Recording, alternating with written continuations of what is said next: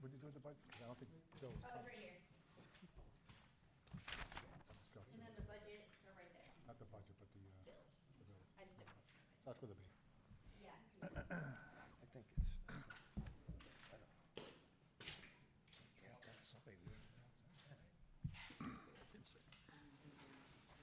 Okay, we're going to call the March 27th, 2024 meeting of the Lake Quinsigamond Commission to order. Thank you all for coming.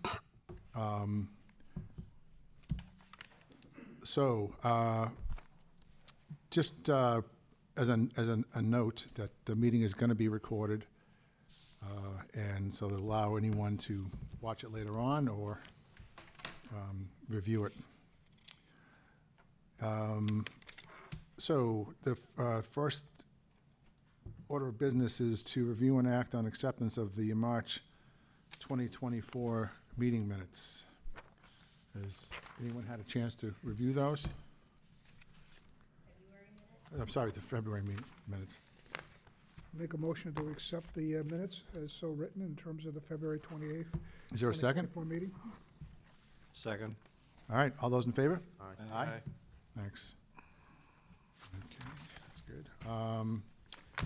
And next is a review and approval of bills and expenses. Bill's not here, so I'll take up the treasurer mantle here. We had a bill for the community advocate that we paid for a public hearing ad for 1/18/25.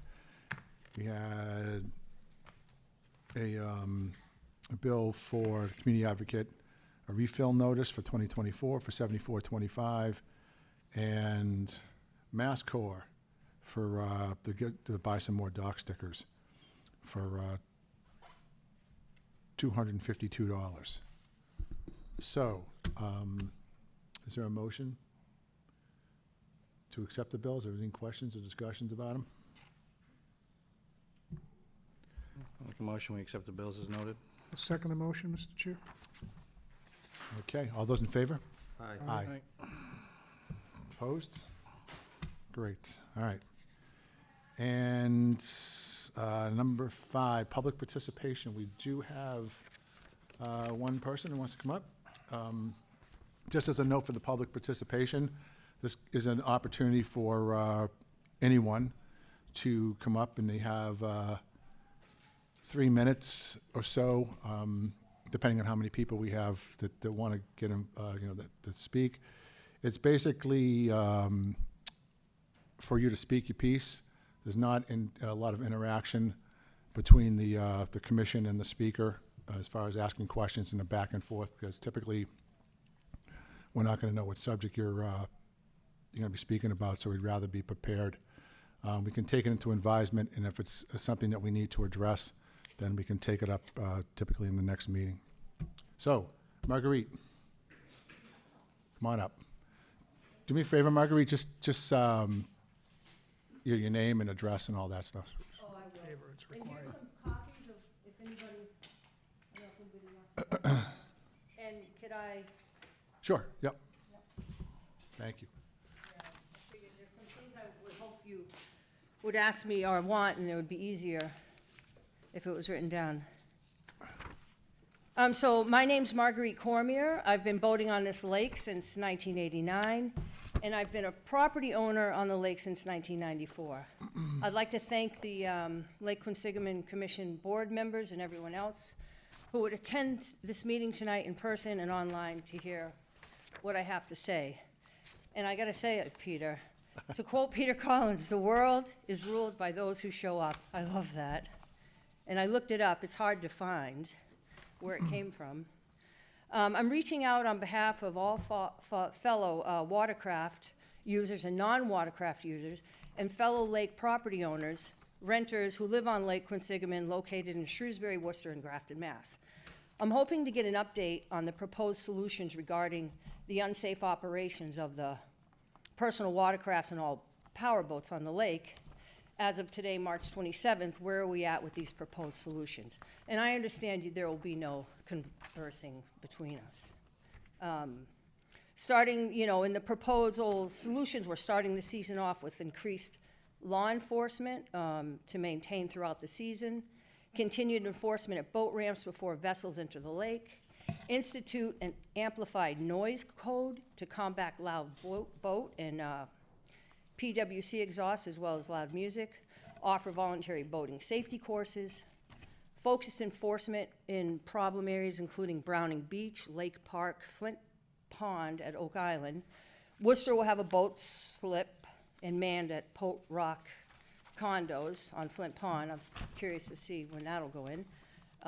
Shrewsbury Mass Environmental Police will be patrolling with their own their own personal watercrafts.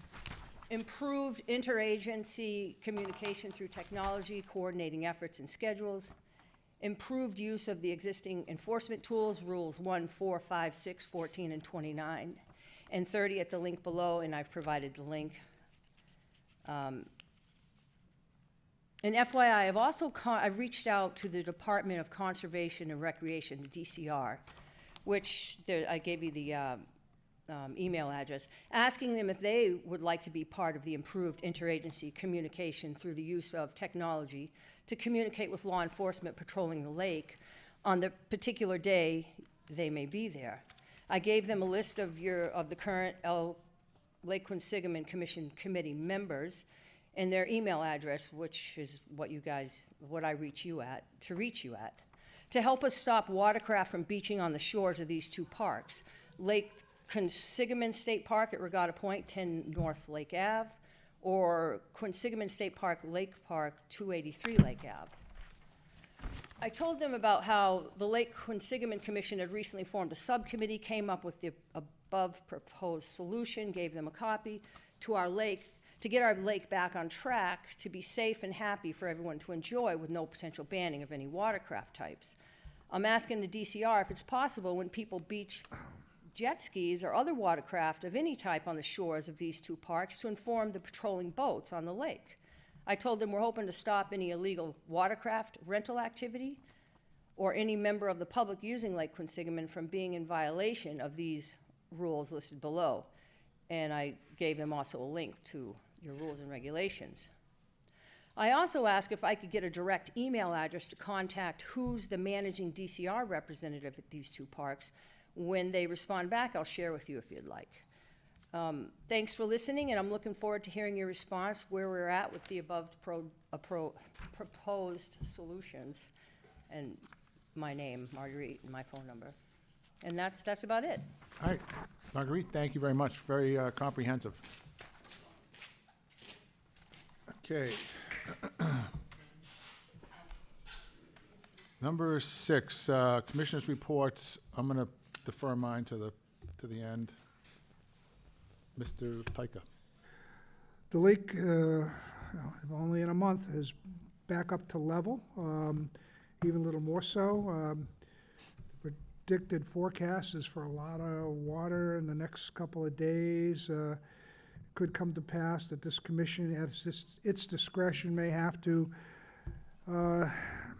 enforce no wake zones. There's not a lot of activity on the lake, but I know some people are asking about it and they're concerned. But that could be a very real possibility early here in the season, and that the lake is full and beyond, and we're going to get a lot of rain yet. So other than that, Mr. Chairman, I was out boating in the lake. I've seen eagles flying about. As to whether they actually are nesting in the nest that previously people have known of on Drake Island, I'm not sure. But they're about the lake, so they're nesting somewhere in the area. And there's been minimal traffic relative to the cold temperatures, but that I'm sure will change even in the next 30 days. Thank you, Mr. Chair. All right, thank you. I think I saw him building a nest on Blake Island. I didn't see it. So, Sergeant Bradley. Myself, Chief Anderson, and Worcester PD recently had a meeting. We discussed the possibility of having increase foot patrol at Oak Island and Flint Pond to decrease the grilling, loud music, fires in the Oak Island area. We feel very optimistic about allocating officers to that. Yep, that's all I got. All right, that's good news. Yeah, thank you. All right, Sergeant Garman. Let's see, April 3rd, our boat is out of dry, 2 boats are out of dry dock. On April 6th, our large boat is gonna be at the Shrewsbury Toucher Truck. So it's not gonna be available for any regattas on that day. And then, April and May, the large boat will be participating in any regattas that, Mass Environmental Police, cannot fill, between, Shrewsbury, and State Police. On the 22nd, both boats will be active and on the water, with the smaller boat being docked at Flint Pond. We'll be out sooner if the weather is nice. If it's 9 degrees the prior Saturday, I'll put the boat on the water on that day to quell any, pre-season boating and stuff like that. Shrewsbury has provided us with a pre-check boat and PWC, personal watercraft sheet, that their officers use, that my officers will implement as well this year. We talked about sign at the meeting that Sergeant Shrewsbury was talking about. We talked about putting up new signage on Oak Island in Spanish and in Portuguese, in English, just to quell the problem. The regatta schedule is out, and the footbeat that he is talking about, Worcester will be partaking in that footbeat as well on Oak Island. Okay. Is that it? That's it. All right, good.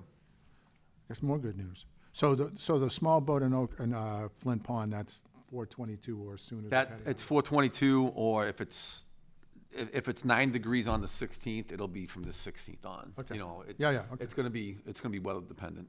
All right, But once it hits if it gets very warm in the in mid-May, I'll put the boat on, just leave it there. okay, sweet. What's Touch a Truck? So we have a big event where multiple different kinds of agencies, trucks, garbage trucks, school buses. It's going to be down at South Street, 333 South Street. Yep.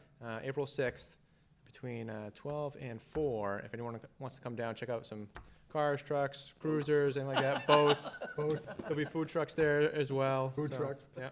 The town food truck, or? Not towns, so other agencies. I think there's Yeoman's Ice Cream. There'll be some Yeoman's. pizza, a couple other ones. Cool. Yeah, Sounds like fun. April 6th, right? April Yep. 6th. All right, sounds like fun. It was well attended last year. All right. Let's see. Mr. Polito. The Shrewsbury Conservation Commission did vote to approve signage in multiple language for Oak Island. We're in the process of getting them formatted and made, and hopefully they'll be up in the upcoming weeks. Okay. Is there any idea of what's going to be on the signs?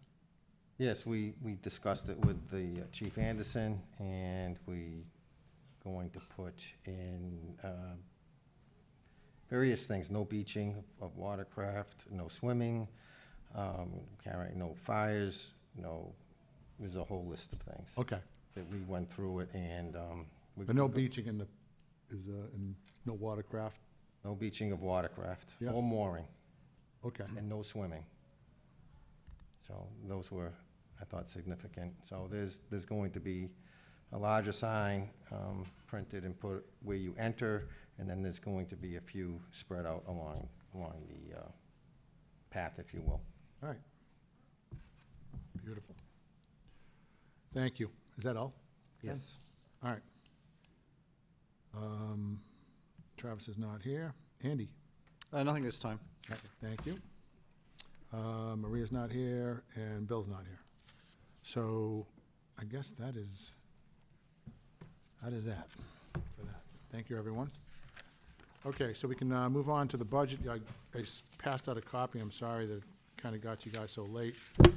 There's stuff in the back, so it's kind of 2 pages. So this is essentially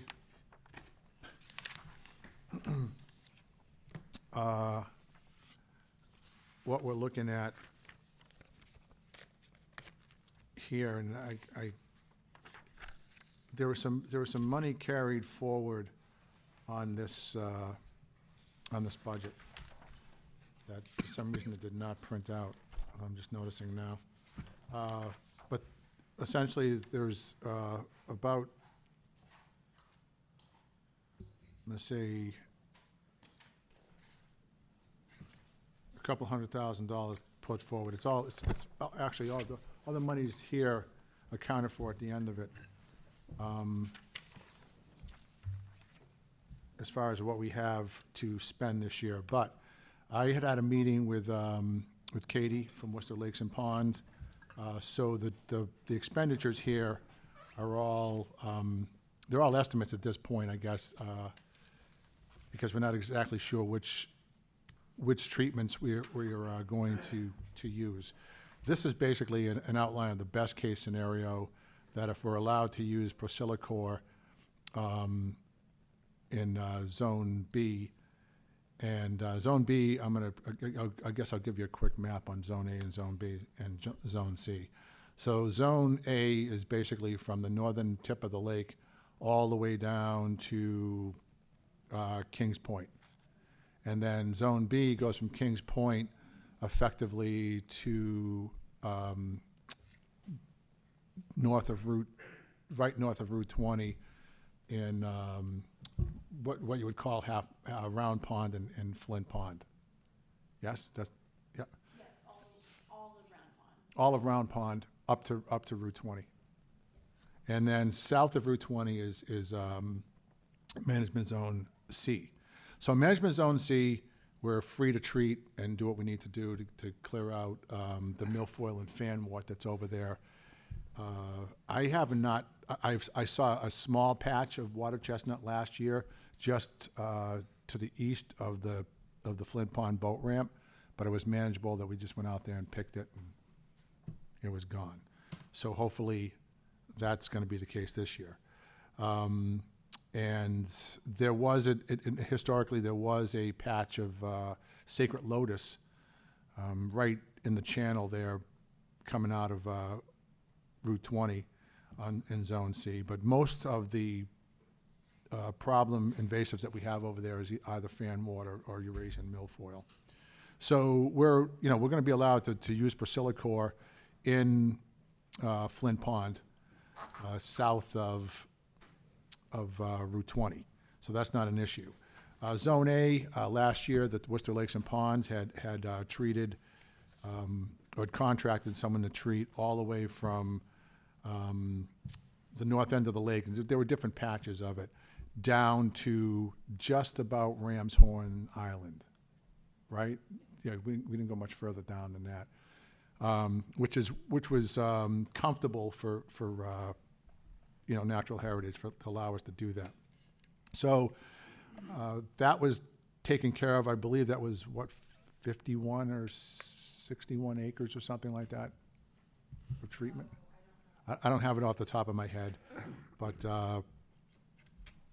that's still there. So, and then and Procellacor doesn't do anything to treat. That's for Eurasian milfoil is Procellacor, but it is not effective on fanwort. So fanwort's a different treatment, and we've got that outlined here as well. And then treatment of a DASH, which is diver-assisted suction. Basically, it's going down. They're sending a diver down, and in this case, it would be Round Pond and the Old Faith Bay. So Old Faith is a little bit better visibility and a little bit better bottom than Round Pond and Flint Pond South, if you want to call it that. But that's extremely expensive. So actually the numbers I have here are not as accurate as they should be as I'm looking at this. Then those numbers are going to be a bit higher than that if we have to treat every outbreak of the invasive either fanwort or Eurasian milfoil or any of the milfoils would be a lot more money. To give you an example of that, we believe the acreage is a little bit bigger than what the 15 acres that we're talking about right here. And that is essentially a dash. Dash is basically, they go down there with a, I'm going to oversimplify this, but it's basically like a vacuum cleaner. They go down one diver, the diver goes down, they can clean out about an acre a day.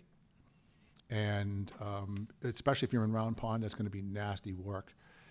That said, you know, a per day charge for this service is $3,500.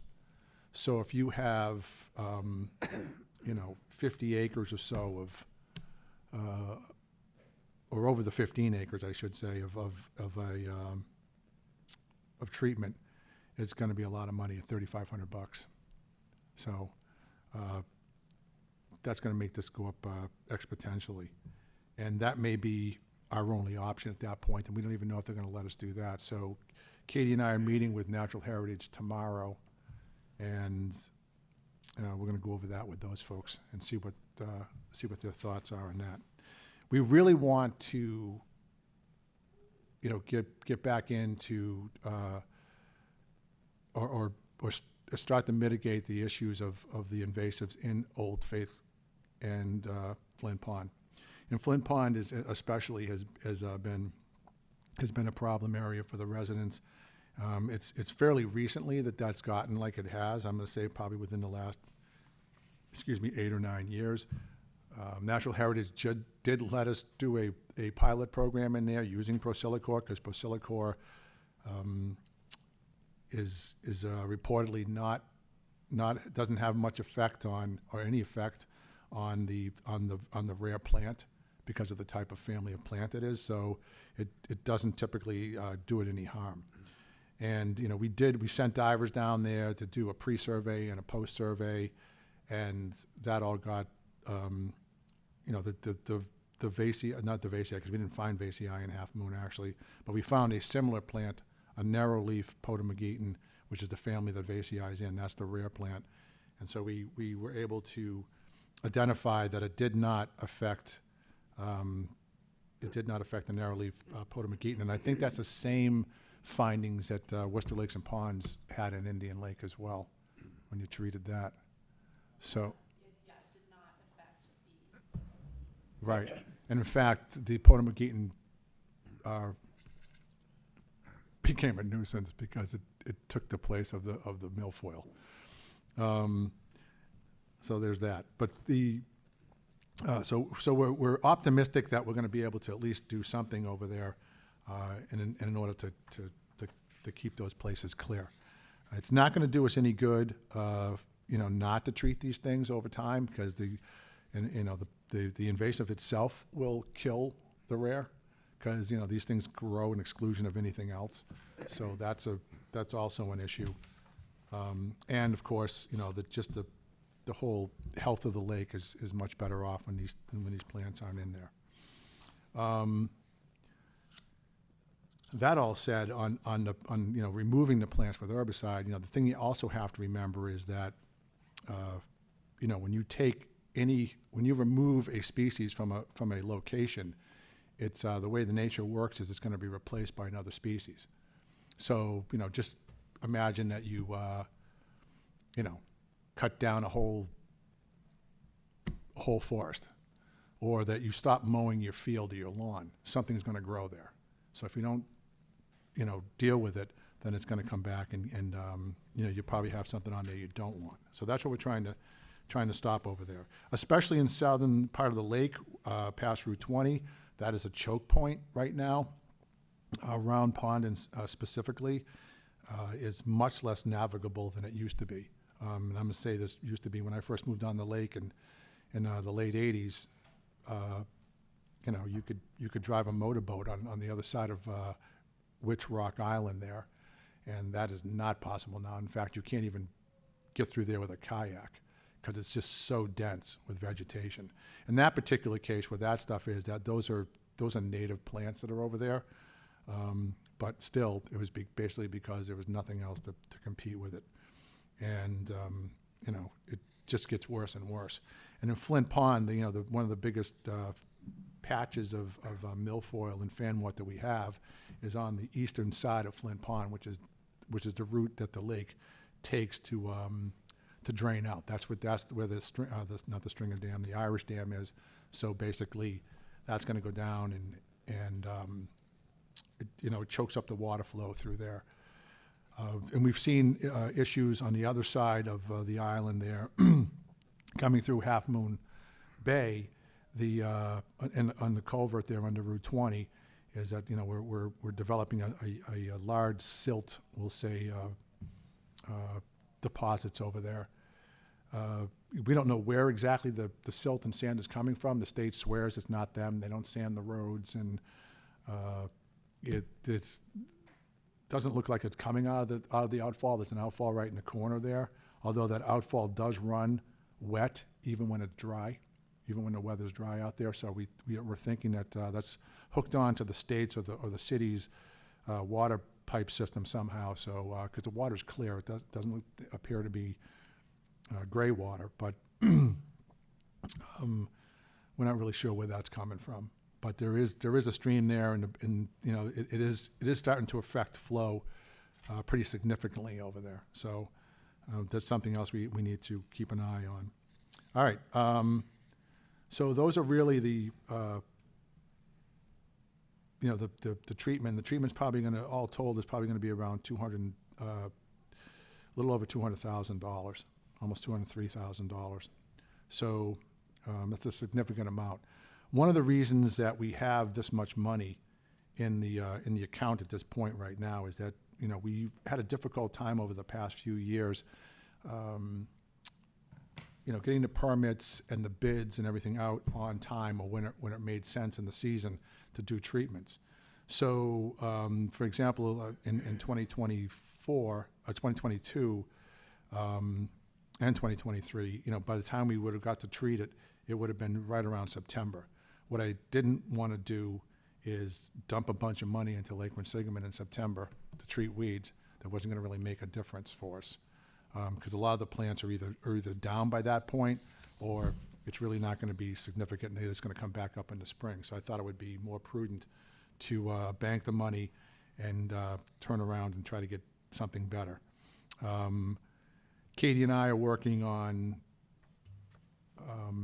a more efficient way to do permitting and the bid process to where we can do it. And so, we're hoping to be able to do treatments in a timely fashion and a meaningful fashion there. And there's also permitting that we need to deal with on Quinsigamond as well. All of our permits expire essentially I know that's not true. Worcester is we still got a year for. Worcester and Grafton expire in September. Okay. And Shrewsbury is 1 or 2 years later. Okay. So Shrewsbury is the one that doesn't expire this year. Yeah. All right. So and also our permit with Natural Heritage, which we'll talk to Ms. Deanne about tomorrow, also expires this year. So those are all expensive things because we have to do.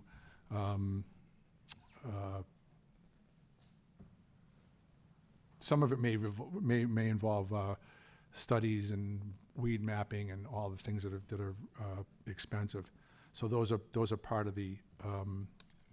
That's the other part. You can't see it on here, but that's the other part of the $203,000. It's not the 124. It's going to be basically permitting and the reports that we need to do.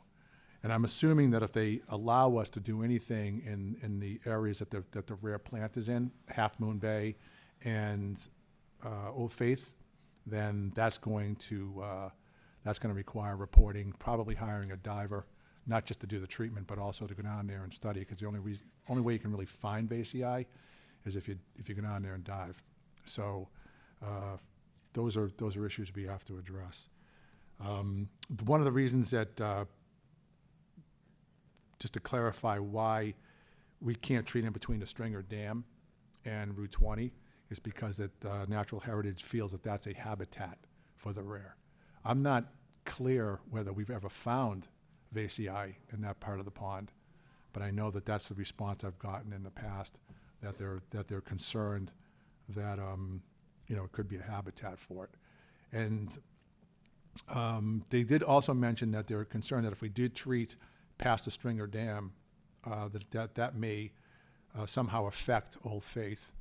But my experience with that part of the lake is that's got a pretty, like I say, significant current, but there's definitely a current going through there, so I don't see any herbicide flowing north from the Stringer Dam into Old Faith, but I know that that's one of the concerns that she has mentioned in the past.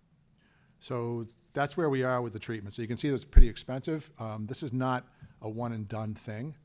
These are things that we have to basically keep up with every year. And it may not be this extensive every year, but it's going to be extensive. The other part of this, too, is that we have permitting that we need to do for Newton Pond in order to accomplish the drawdown. And that's something that we've been going back and forth on, which also, I may get this word wrong. I don't think it's hydrology, but we have to basically do a map of the bottom of the pond, which shows how the makeup of the pond is, and how a drawdown would affect the pond if we brought it down. They have a pretty significant milfoil issue over there. We do have a permit to treat milfoil in Newton Pond, but we think the Newton Pond is a great a great place to do a drawdown because it's relatively shallow. So I think it'll be effective to do a drawdown over there. And the town, I think it's conservation, but they own the dam.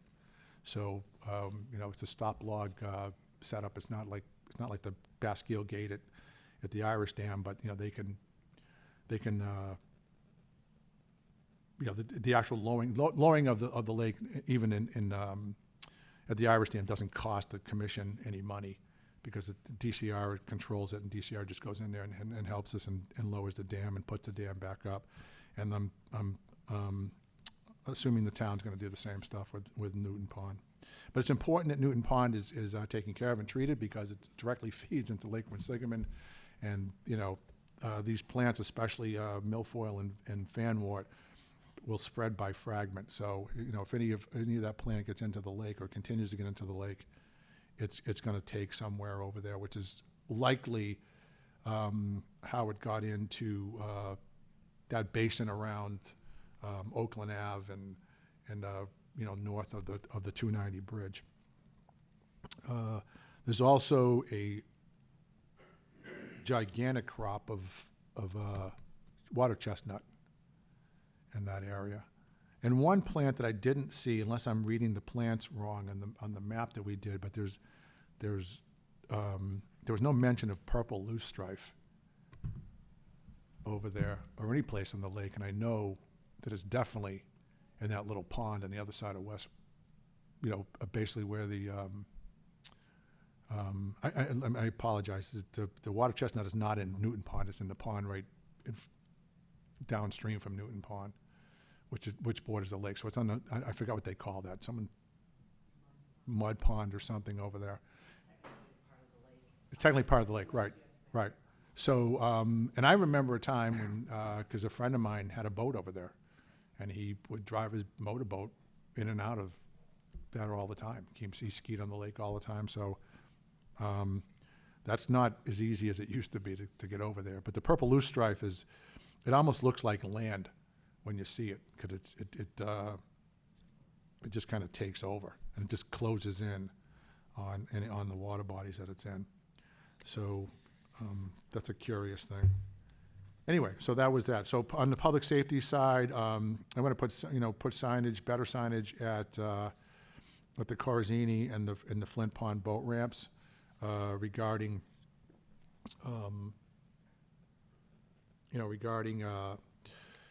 just the basic rules of Lake Quinsigamond. So we'll pick out some of the speed limit, speed limit both during the day and at night, and obeying of the no wake zones and all that, and some other significant things. And then I have in the budget here a digital sign rental. We didn't get our application in to the CPC money, because what I'd like to do is go to the Community Preservation Commission or Committee and get, get a proposal so that we can buy 2 digital signs to be able to put one at Corazini and one at Flint Pond or wherever we need it, for any types of events or reminders that we need to, that people need to know. One of those would be, say, a no-wake zone. So if we call an emergency no-wake zone, we can put signs at Corazini and Flint Pond. One of the issues we have in the no-wake zone, typically the residents, know about it because they're either on the reverse 911 or Facebook has been a good tool for us in that to get the word out, word of mouth and all that. But the folks coming in from outside of the lake that are coming into Quinsig, a lot of times they don't know or don't understand. And to enforce one, I think I've told the story, and I apologize if I keep telling it every meeting. But I went down to Flint Pond, and one of the no wakes, emergency no wakes we did last year, and there was 2 jet skis and 2 adult males, kind of like standing at the jet ski, and there was 2 adolescent or teenage girls there. And I went over and I was taking a picture of the boat trailer, just to make sure that all the stickers were on it and all that stuff, to have some kind of record. And the girl came up to me and she goes, do you mind if I ask, why you're taking pictures of the trailer? And I just said, well, I'm just to have a record of, who's coming down here. And she was very, very nice. And I said, look, I told her who I was and, why we were down there. And I said that, is that your father? And she goes, yes, it is. And I said, does he speak English? And she goes, no. And I said, well, can you translate for me? And when I told her that there was a no wake zone, and it was just the water was up high. It was, probably would last a couple days, and we were going to remove it. But right now, you can't go out and make a wave. And she went and translated it, and the 2 adult males was shaking her head yes, and that was all that. And then they got on the jet skis and took off. So I guess it didn't really work out that well, but I think signage will help us, and I think it also helped law enforcement that, hey, there's a sign right there that says you can't do what you're doing, so you got to stop it. It wasn't just jet skis, by the way. I mean, we had problems with, and it wasn't just people from out of town too, because some residents would sneak out and make a wake, and they'd water ski or wakeboard or whatever they were doing out there, or just ride around. So it happens. But we did, knock back 85–90% of it most of the time. So that was a good thing, and it really helped. High water marks, and Mike was talking about this earlier, that's an issue when it gets high, because even a boat that's not a wake boat, something as small as a rowboat, when the water's high, it just beats the heck out of the shore. And walls and docks and the people's boats, all important. But it's up to the residents to make sure that those those docks and those boats are placed and secured in a manner that it's going to accommodate no wake, high water, because it happens. It's just a natural part of it. Lake Quinsigamond is, to be frank, is fortunate. And, in my experience, all over the region, all over the Northeast, there's some lakes that fluctuate 2–3 feet every season, routinely. So, you can't even have a stationary dock in some lakes. You have to be floaters because it's just impossible to keep your boat safe. Those are issues and their concerns, but mostly, the residents need to kind of take care of that stuff themselves and make sure that they're doing the right thing. What we're concerned about really is more the environmental side of it, is that on the we'll say the more natural bankings of the lake, where there's trees growing on the banking and other types of vegetation, and this happens almost every year at Lake Park, is that we'll have wakes washing out the banking, and it'll basically fall a tree. So, and there's trees fall into the lake all the time because they get kind of washed out from underneath them. If you drive down in that area, especially by Lake Park, you'll see it. So that's an issue down there. It's an issue on the islands on the lake, because most of them don't have walls on them. And so that's really the areas that we're trying to protect. So I hope everyone, takes that seriously. And if we do have to call a no wake, I don't anticipate a bunch of people riding around in their boats this weekend, but you never know. So if you're out there, you're going to ride around in your boat, and just be conscious that the water is very high right now, and we may have to institute the no wake zone if it gets high. It gets higher than it is now. So moving on to that. So there's I'd like to do some handouts also for Corzini and Flint Pond have an attendant. I don't know how we're going to, what's the attendant, what's the status of that this year, but they basically, that's who charges you the $15. When what? The weekends. So on the weekends, they're going to charge $15 to get into the and that's been going on for a couple of years. We've had some issues trying to put personnel in there, because either they don't want to work for $15 or whatever it is. But we built a shack on Flint Pond, and we also put a porta potty down there, which gets a lot of use. Unfortunately, not much from the attendant. And there's also those kind of resources at Corzini. So I'd like to have them to be able to pass out, thanks for coming into Lake Quinsigamond. Here's the rules of the road, and we had a trifold brochure before that was basically had all the rules on it, which I'd prefer over the. We also had a little card that's nice, but only had like 10 rules on it. So I like to put one on there that has them all. And since we're handing it out, they can put it in their glove compartment or whatever they want to, wherever they want to put it. Hopefully, it won't end up in the pond. And hazard markers, I put in $5,000 for that. I know for sure that we're going to need 2 new ones at the Route 20 bridge at Flint Pond, because it's it's a dangerous little thoroughfare right there, in that you can't really see in either direction when you're coming around the corner. It's basically on a curve. So when you're coming under, and plus the bridge is there, so there's an incredibly obstructive view right there. I can tell you from experience, I've been in there. I have an inboard ski boat, which basically means I have to go forward neutral through that, because I have no trim and I can't get my prop up off the bottom. But I was in the middle of the bridge with my family, and a jet ski came around the corner and passed me underneath the bridge, going like 25 or 30 miles an hour. Now, I'm in the middle, because that's the deepest part. So that means that this jet ski basically had maybe 7 feet on the side of me before he hit rocks. Had he hit the boat, that would have been really bad for my family, and thank God that didn't happen. But had he hit the rocks, it would have been bad for the jet ski if he hit the boat too. But if he hit the rocks, it was him and a little 9-year-old girl on the jet ski at the time, and both of those guys would have flown off. The bridge is fairly low. They probably would have, smashed themselves on the bottom of the bridge. So extremely dangerous. Everyone needs to obey that no wake zone specifically. I don't see residents. This is one place where I do not see residents go whipping through there, because they know better, and they don't want to get hurt. Is that by Sunset Beach you're talking? No, it's Route 20. It's Route 20, so by where Dillon Tree is, over that little bridge?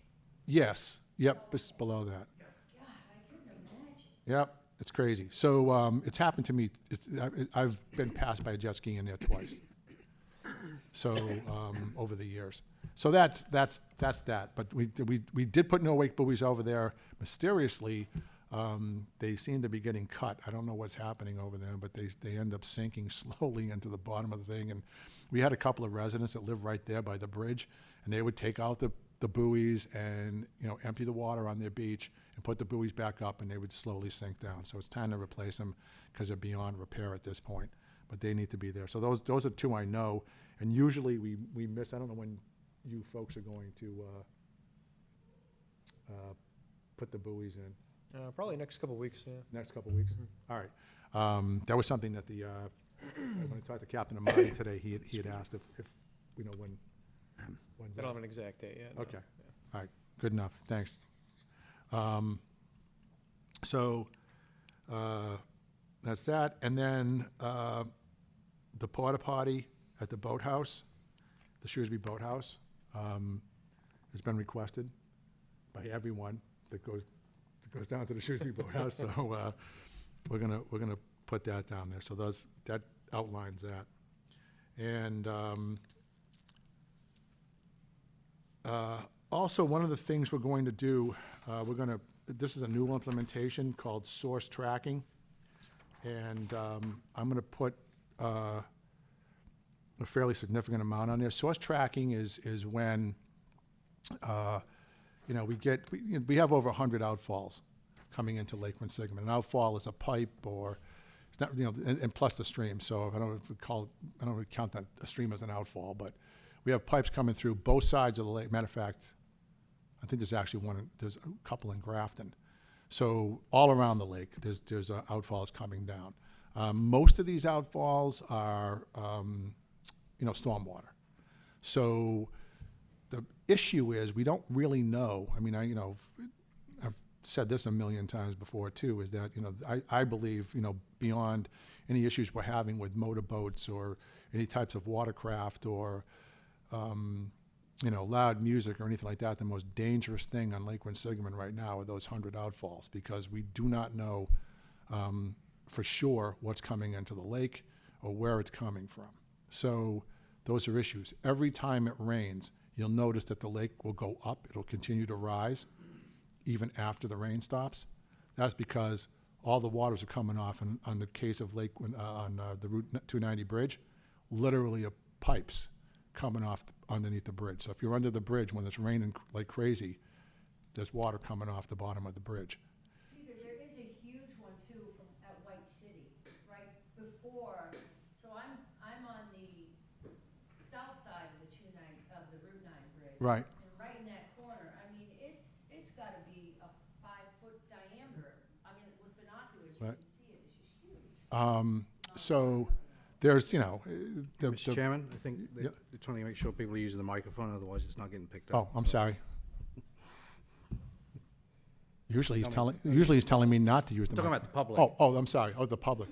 Okay, sorry. So Mark, can I- All right, so hold all your questions to the end. I thank you for the input. There's, you know, another big one for us is Belmont Street, which every time it rains and we're getting, you know, that's a consistent place where the you know, the counts of bacteria are high. So this kind of testing will literally tell us, you know, within an animal family, if it's a canine or if it's, you know, a bird or if it's a human. So that'll help out, I think, and so that's one of the things we want to qualify for. Worcester Lakes and Ponds does do some of that already. It's kind of an expensive proposition to do it. I put money in here that we may not use because we may not have that many. If it's a dry season, we won't have necessary to use it. But there's things coming in from Coal Mine Brook. There's things coming in from the Fitzgerald Brook. There's a lot of stuff that we just don't know what it is. So we're trying to keep an eye on that. And then the rainy day fund. This is basically what I'd like to do is build a bank. Start to build a bank a little bit. This particular year, I think this is probably going to get used up next year anyway. This $114,000, if we have a similar year to as far as treatment goes as we were planning on doing this year. But I think in any conservative thing, and the Lake Commission, this is fairly new for us. I'm saying fairly new in the last 8 or so years that we've been getting appropriations. I don't think it's been that long, maybe. That we've been getting appropriations from the communities to do this, that we had a more sustainable funding source. But, that doesn't mean it's always gonna be there. A couple of bad tax years, and, you know, we could be on our own. So, you know, I just wanna have some kind of, money, from that. So that's why that's in there. So we're just gonna put that, aside and keep it in our bank, we'll say, till, you know, till we need it. And that's that. Are there any questions or comments? Did I put everybody asleep? I mean, just going back to the source tracking, so obviously I'm representing Worcester, but Shrewsbury already does this under its MS4 permit. We're already required to test our outfalls, so it's somewhat redundant. Okay. Redundant on the Shrewsbury side, or just redundant? The Shrewsbury, we're required to do it under our MS4. We have to Okay. monitor all our drain All right. outfalls, so. Yeah, the only thing, and I don't, the other thing, Andy, that's been frustrating, one of the reasons we test it all is because, you know, the city, the town of Shrewsbury, and the state all test on Lake Quinsigamond. And, you know, a few years ago, we had asked, I had asked one of the watershed folks to help me gather that information into like one thing. Like, so could you call Shrewsbury and Worcester and the state, and, you know, can you get the results of these tests that they have? And it was near impossible to get it. So we instituted a program that the commission and the watershed, we're actually gonna go out there and test, you know, for bacteria and whatnot in places where we thought would be prudent. We try not to duplicate whatever the city or the town's doing. And so we went out and got a QAP and got qualified and all that, so we could do that kind of stuff. And this is just an extension of that part of it, is we want to keep going, because we're not getting any of that information. Okay. So I'd be more than happy not to spend this money if there was. I mean, I can put you in contact with the Shrewsbury Stormwater Coordinator. Right. And get you that, So- at least get our side too. Yeah, so that'd be great. Thank you. Yeah. You don't do DNA testing, though. That's what. I think that Mark's wanting everyone to use a microphone, because otherwise it's Oh, not recorded. I'm sorry. Make me get up? Well, I think otherwise Oh, it's not see? recorded for people watching, and I speak from experience. Barbara Kickham with the Lake Quinsigamond Watershed Association. What Peter was talking about, the last 4 years, we've been doing bacteria testing at the outfalls, and we get really high numbers. But we don't know what it is. Is it birds? Is it raccoons? Is it canines? Or is it human? So we're going to do some biomarkers, some DNA testing. So I don't think the town does that. No, we usually test him for E. coli and. Yeah. Those kind of things. So, yeah, and they don't do it at, so we do it all the streams that come in, major streams, and then we also do 2 mid-lake samples, and we do 3 outfalls. So you do all the outfalls. We do Belmont, we call it the UMass outfall, which is very clean. And the other outfall is at the Lake Ave pumping station. And then the rest we do are all the tribs. So you wouldn't do that. Coal Mine Brook, Tilly Brook, no, we don't do Port Farm. We do the southern end near Whitla Ave, Fitzgerald Brook, and Meadow Brook, which is in Shrewsbury. So we're not really overlapping. Okay. Thank you, Barbara.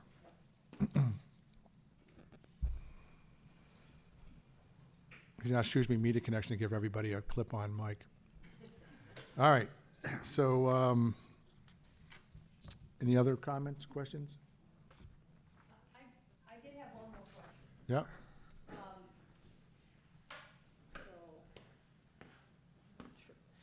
Marguerite Cormier. So Tom had mentioned, and there's also a regatta, the regatta park where the sailing center is.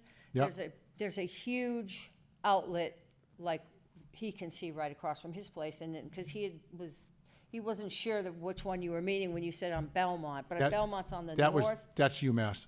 Yeah, that would be on the north side of the south side of the bridge, and then there's one on the north side as well. Yes, the north side one is the Belmont Street outfall. That's the bad one. Oh. Oh, okay. Yes. Well, they're both fairly big. Yeah, The so there's- UMass one's we're fairly talking big. about two, anyway.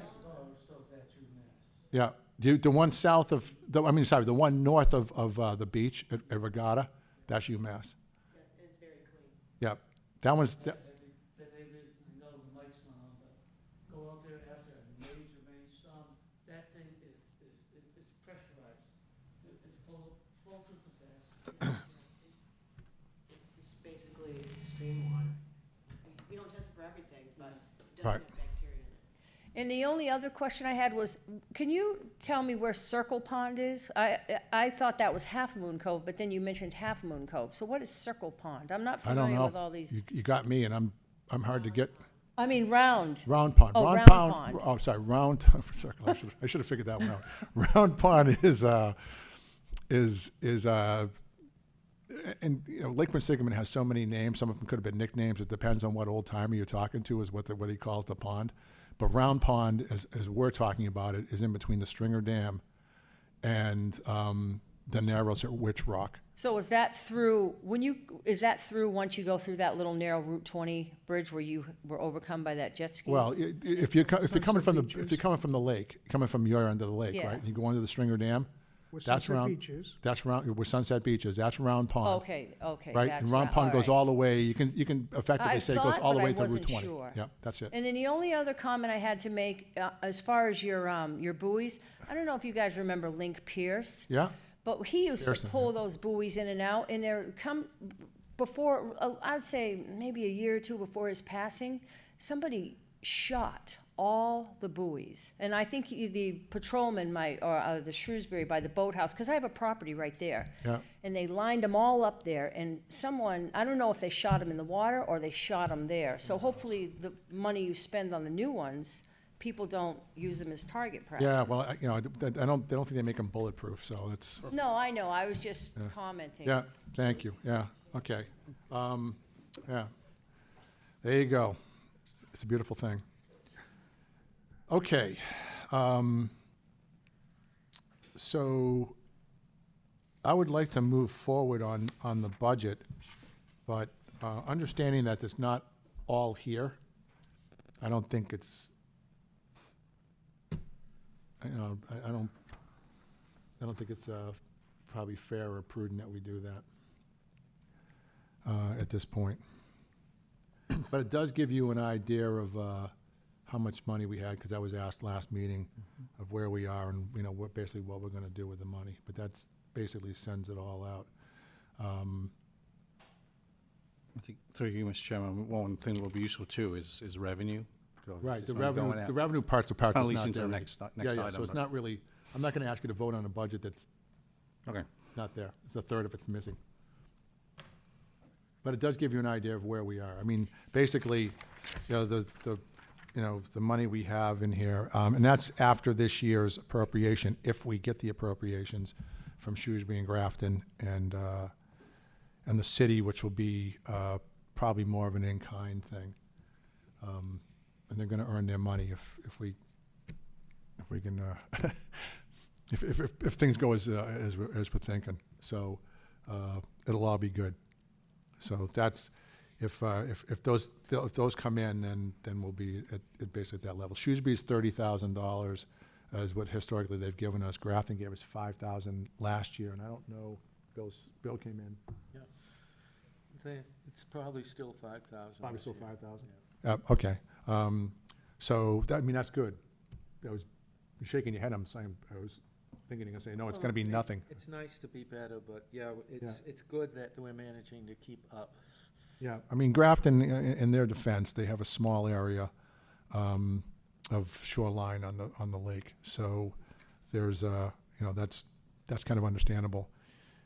They do, although that said, they do have probably the highest concentration of milfoil and fanwort on the lake as well, because that's where it's all gathering down there in the exquisite Flint Pond East. So, right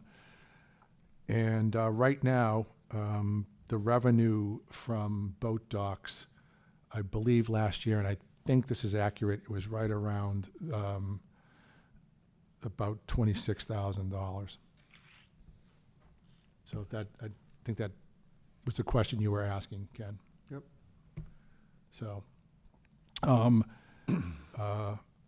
that's that. So we're gonna table this vote. We'll vote on that part of it next meeting. And I'll have the complete document. That's what happens when you try to rush. And we'll move on. Any other questions about the budget? Okay. And the next one is to review and act on raising the dock fees for the 2024 season.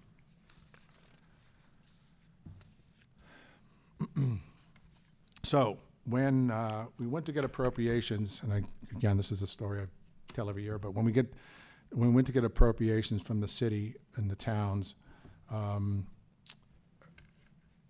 Shrewsbury was probably the most, well, I shouldn't say that. Grafton was actually very welcoming into that because they thought it was a good idea, and they were concerned that they had recently treated Lake Ripple, and they were concerned that some of the invasives were coming over the dam down the Quinsigamond River and back into Lake Ripple, which likely they were doing that.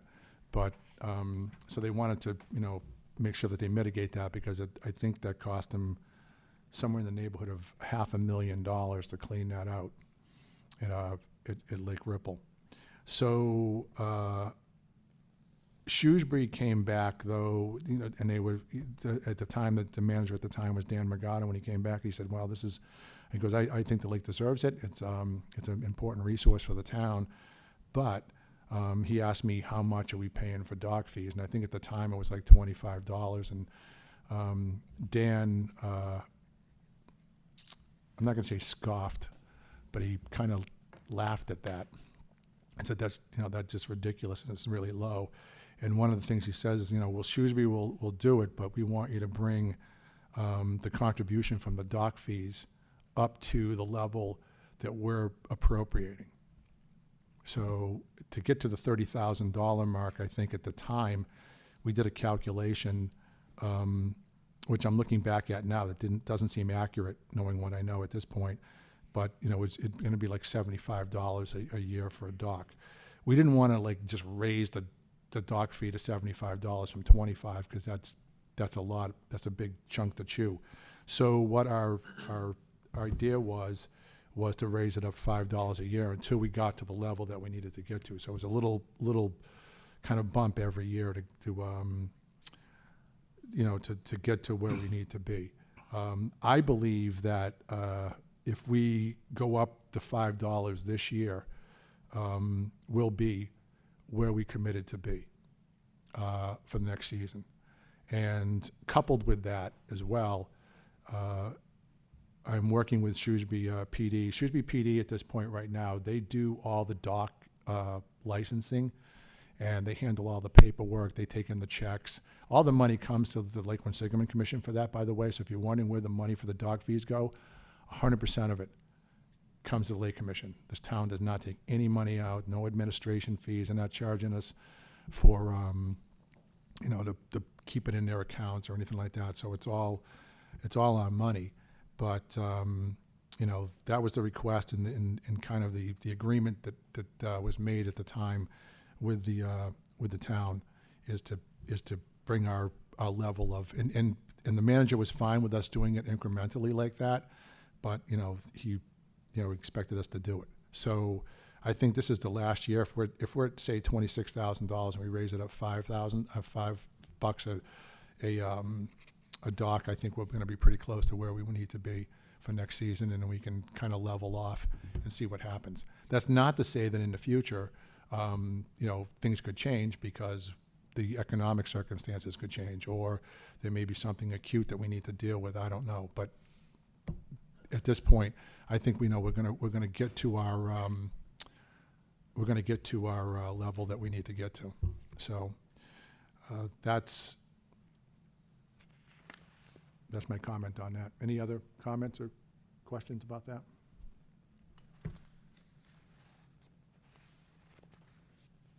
I guess I could just comment.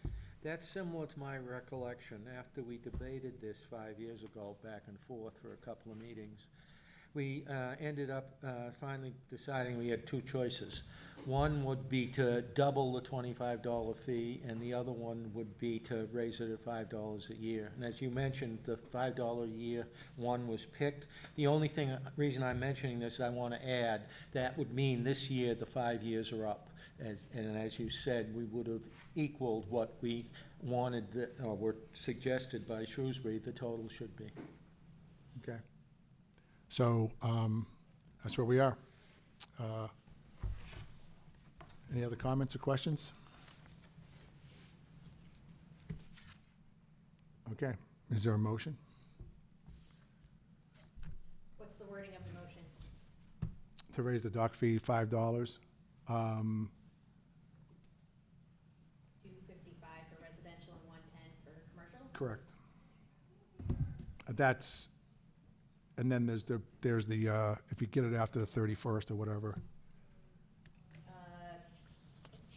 you know, because there's another add-on, that the 55 and the 110 are before the 31st, before May 31st? It's a different price if you get it earlier than if you get it later. Yep. Yes? I'll make sure Jess has that. So the numbers will, all right, okay. So that would be the motion.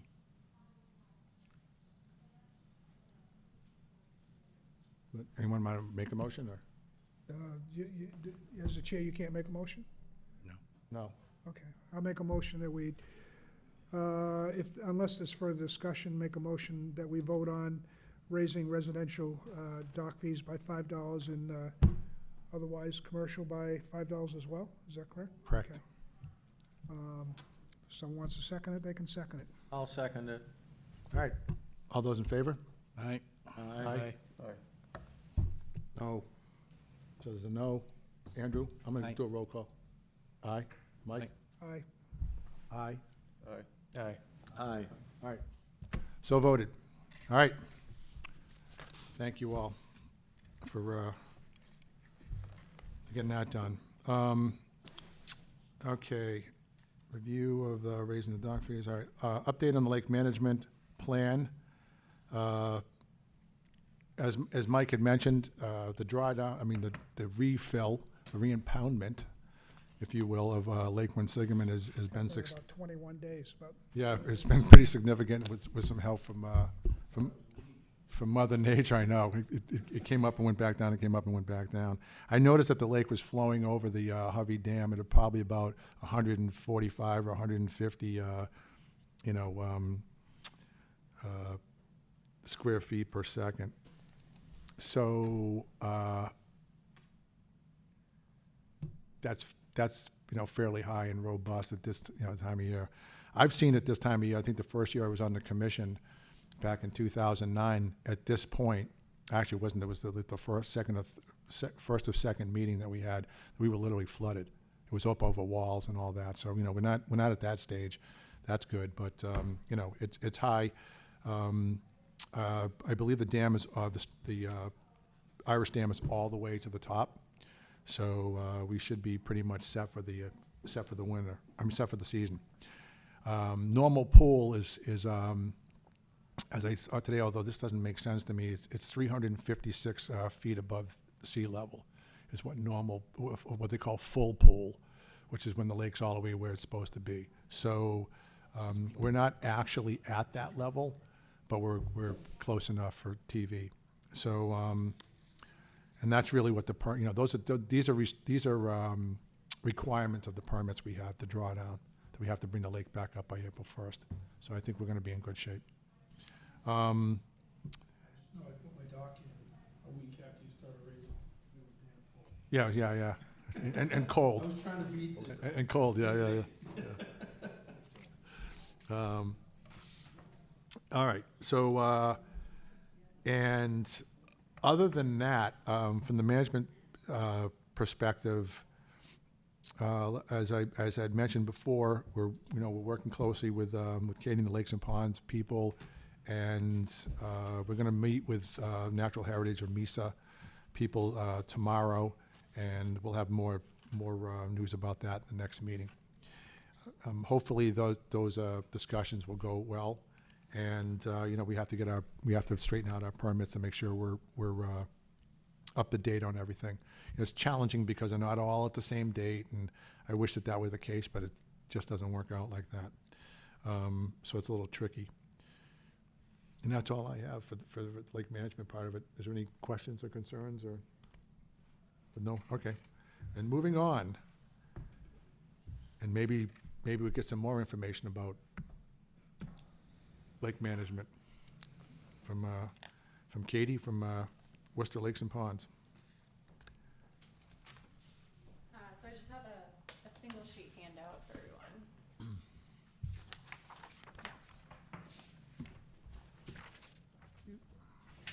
Oh, thanks, Katie. Thank you.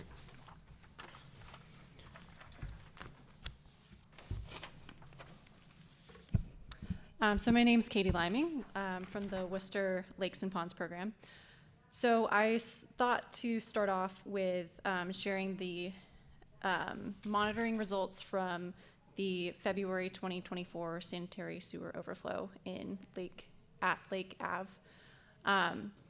So just a quick note, the sampling events happened prior to last meeting, but because of the time it takes to get them analyzed at the lab, we did not have all of the results available for the last meeting, so this is why I'm providing this update here. So as you can see, we tested on four different occasions right after the overflow, and as mentioned previously, we saw some impacts from the overflow, particularly with nitrate, also with ammonia. The colors indicate sort of how the range of the numbers is generally understood. So that is based on a criteria system used by Mass DEP. And so we did see impacts on water quality right after the overflow. With nitrate, those did improve over time, as we expected, which is good. We did see some impacts in phosphorus, just to point your eyes there. So on February 23rd and February 28th, we observed elevated levels of phosphorus, but it's important to note that those co-occurred with rainstorms, and we generally do expect to see elevated phosphorus basically whenever it rains due to stormwater inputs. So, though there was a temporary negative impact on water quality due to this event, it did improve over time. We don't expect to see any long-term impacts, but we will continue to remain vigilant in the area. Last meeting I mentioned that we will be deploying a remote monitoring buoy in that area to track if there's any increased algae activity as the water warms up. So we just received those units back. They had been out at the manufacturer for preventative maintenance. So now that we have them, we have a little bit of calibration to do on the sensors, and then we'll be deploying them shortly. So hopefully we'll capture as much information as possible with the arrival of the warmer weather. So those are the updates that I have on that to present sort of our newly arrived data. The other updates I have for today, just mentioning again that I've been working with the chair on our approach to plant management for Quinsigamond. So we'll be meeting with Natural Heritage and Mass Wildlife tomorrow.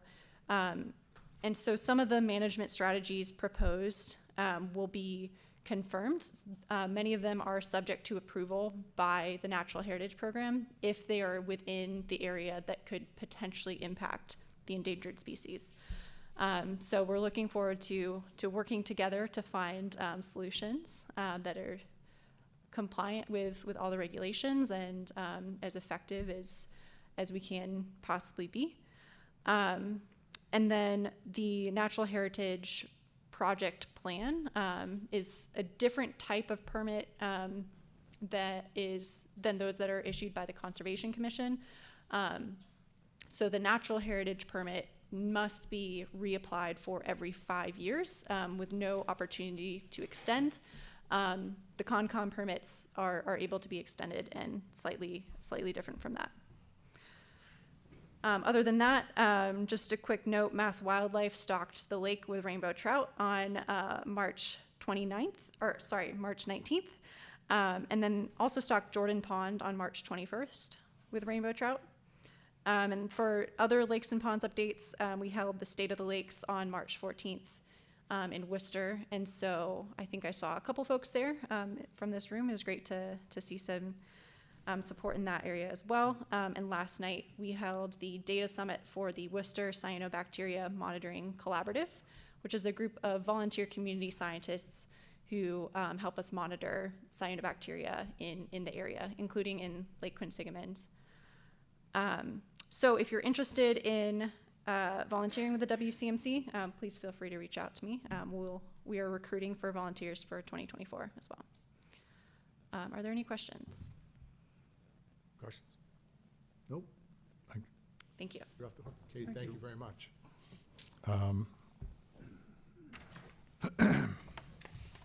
Okay, next up is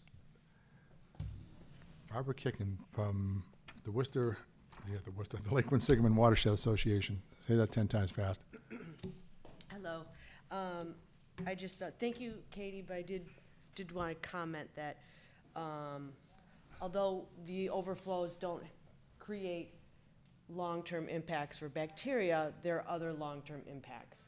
Like, we have a lot more weeds in that area around Ramshorn Island and in front of the elderly housing. Yep. And we don't sample for everything. So we don't know what's coming out of the sewage that flows into the lake.